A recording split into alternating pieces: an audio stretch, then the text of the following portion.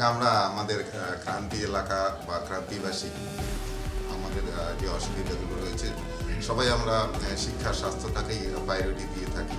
আর সেখানে একজন আর্জি করে যিনি হেড ছিলেন ডিপার্টমেন্টের, এখন আমাদের গভর্নমেন্ট জলপাইগুড়িতে যে কলেজ হয়েছে মেডিকেল কলেজ, সেখানে উনি দায়িত্বে রয়েছেন, ক্রান্তিতে আসছে।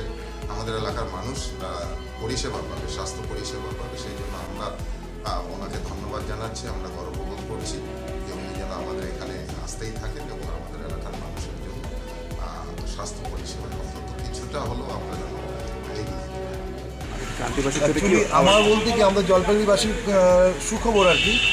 ডাক্তারবাবু হচ্ছে ডক্টর সুজিত কুমার বিশ্বাস, আপনারা গুগলেও সার্চ করে দেখবেন। উনি হচ্ছে আপনার আরজিকর মেডিকেল কলেজের হেড ছিলেন আগে। তার আগে ক্যালকাটা স্কুল ট্রপিক্যাল মেডিকেলের অ্যাসিস্ট্যান্ট প্রফেসর ছিলেন। এখন আমাদের জলপাইগুড়ি গভর্নমেন্ট মেডিকেল কলেজের প্রফেসর এবং হেড আছেন স্কিনের।